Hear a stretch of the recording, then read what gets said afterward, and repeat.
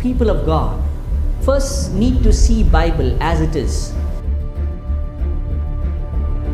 Holy Spirit or the baptism of Holy Spirit is being evident by the speaking in tongues in physically. When other people of the disciples, then they were thinking how he could go to the Gentiles. Greetings to you in the name of the Lord Jesus Christ. What a great joy to meet you all again through this YouTube channel in this week. I'm so grateful to all of my friends who take their time to watch our video and take your time to comment us and to encourage us. Last week, one of my dear friend has posted and said, encouraged me and said wonderful words, and also encouraged me to do more research and study. Very true. It should not be just from my own thoughts. So I'm so thankful to such friends who are always available for us. Another friend who always appreciates and says, these teachings are unique and helps them to get more understanding. Truly, I'm so thankful to such friends who take their valuable time to watch our video and to go through our content and to, feeling free to comment on us and to encourage me. So thank you so much. God bless you all. Above all, I want to thank my God for giving me this privilege so that through this I could able to reach out to you all and able to share what God has laid in my heart. And from the beginning, I was keep sharing with you these things I'm not doing just to promote myself or to say that I have certain knowledge or acquired certain knowledge, but just wanted to help each other to start read the Word of God in a very fresh way. Because you and I, we've been carried out, we've been always read Bible with the presuppositions and pre-thoughts, because of which sometimes we able to miss out what God has wanted to reveal unto us. So that is why in this process we keep encouraging you and giving you principles after principles so that you and I will able to read the Word of God in a very fresh way. So I hope you all are doing good and the protection and the blessings of God is in your life. I pray that continue to be in your life. As we're going to begin, you all know that we are meditating upon the speaking in tongues. And you all know that we have titled this series of teaching called Traditional Misunderstanding, which means the understanding which carried out from one generation to the another generation, as well as we traditionally see Bible in the same perspective. I was wondering sometimes how we are caught up, how we are stuck into our old thoughts. But that doesn't mean it is wrong. It doesn't mean it is not the right methodologies, but just wanted to encourage you, let's read the Bible in a very fresh way. If you happen to watch this video for the first time, I humbly request you, please go back to the first series onwards so that you can understand what we are meditating upon, because to keep the time short, I don't want to keep giving the review, but it is there in YouTube all the time. You can go at any time to go back to the first video and keep following us so that you'll understand exactly what we are speaking. It is not just because we belong to a certain denomination or certain organization, so we speak in that perspective. No, I humbly wanted to tell you, when I speak, when I'm talking to you, I have a different banner, I have a different background, but I'm not speaking with that, but I'm speaking Bible as Bible itself. Bible is for everyone. The Word of God is for every denominations and every organization. So I just wanted to speak what Bible speaks to you. Irrespective of any denomination you belong to, irrespective of any principles you have been following on. I don't want to argue on your doctrines or your theologies. I'm just explaining to you what Bible speaks, that's it. And I hope each and every people of God first need to see Bible as it is, not in the basis of their denominations or organization. Because Bible is not denomination based. Hope you will agree with me. So let's look the Word of God in a very fresh way. Amen. So we are looking about speaking in tongues, the misunderstandings which we have in speaking in tongues. As I told you, there are two different schools. One school believe that there is speaking in tongue is necessary and it is more important. They give more emphasis on speaking in tongues. There is another school who always claims that it is not necessary. It was there for a time of the beginning of church, but now it is not necessary. But anyhow, we are not going to deal with these schools, but we are just going to look into the Word of God. And I told you that many of them claim from this particular passage in 1 Corinthians chapter 14 verse 28, where Paul said that if there is no interpretation, you be silent and speak to yourself. Right? He never said you should not speak. Never ever he said. Even in the end of the chapter, he tells everyone not to restrict speaking in tongues, but let everything be done in order. Anyhow, so we are not going to go back to the introduction. We're just going to carry on. So as I was saying, now we're looking about the speaking in tongues. So now, today I'm going to ask a question. Because many have been overemphasizing on speaking in tongues. So, is it the only gift we need to find in the infilling of Holy Spirit and the baptism of Holy Spirit? Or is it necessary only the speaking in tongues is the evidence of the baptism of Holy Spirit? I humbly wanted to tell you, dear people, I disagree with this saying only speaking in tongues will be the only evidence or the primary evidence of the infilling or the baptism of Holy Spirit. Why I am saying this, it is up to the Holy Spirit. However He wants to give us the sign, it is His and His own authority and own will. We are just a channel, we are just a vessel who are containing, taking up the Spirit of God into our life. So, if you ask me that is the speaking in tongues is the only evidence or is the only primary evidence to know and identify a person is being filled with the Holy Spirit or baptized with the Holy Spirit, I will say I'm not fully agreed with that. Please note this word, I'm not fully agreed with that. Why? Because every gifts are given by Holy Spirit and it's Holy Spirit's choice to give us the sign and evidence to encourage us that are we filled with the Holy Spirit or not. Okay? So now let's go back to the question. Is this the only evidence? Is this the only primary evidence?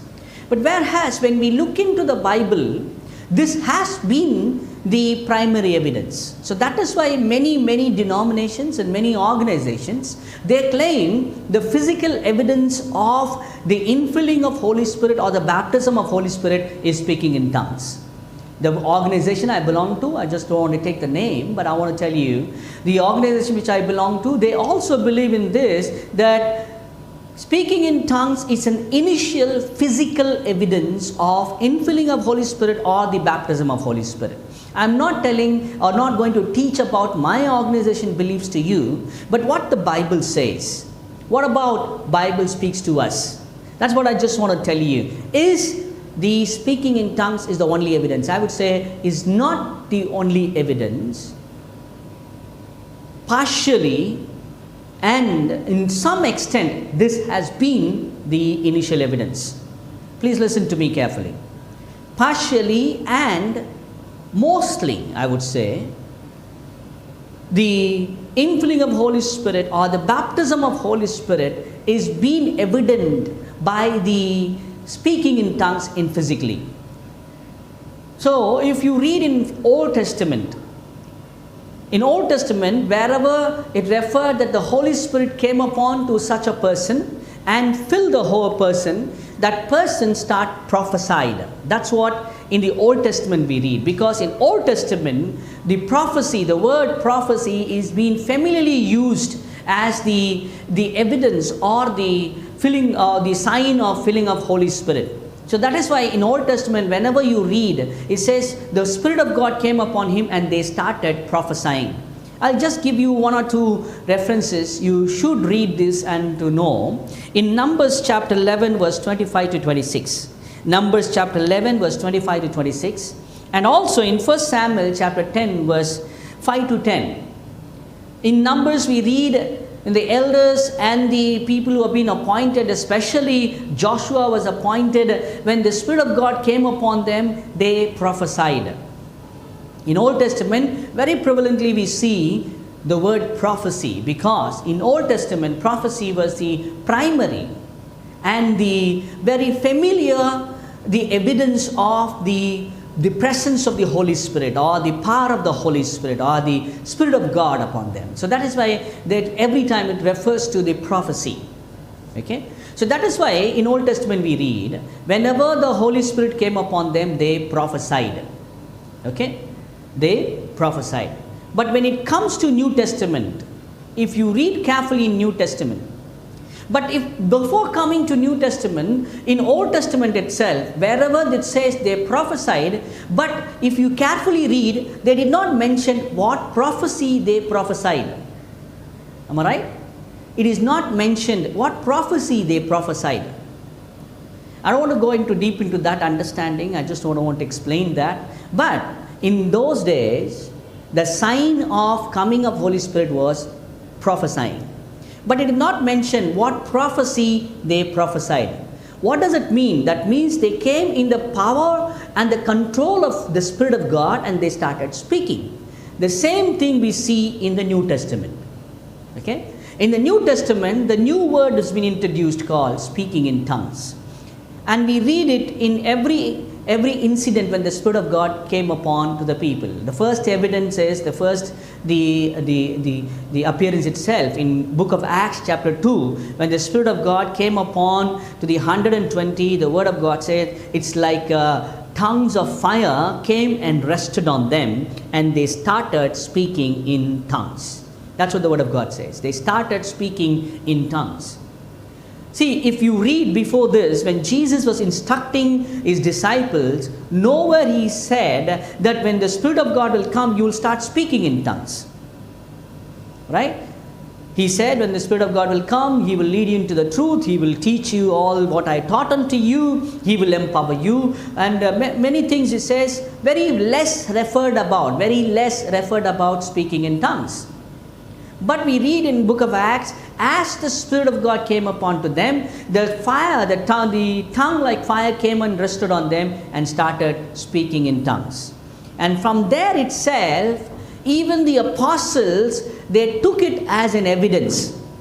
For example, you read in book of Acts chapter 10 verse 44 to 46. Book of Acts chapter 10 verse 44 to 46, where Peter goes to the Cornelius' house, the first reached to the Gentiles' house where they were being touched by the gospel, and the word of God says while he was preaching, Spirit of God came upon to them and started speaking in tongues.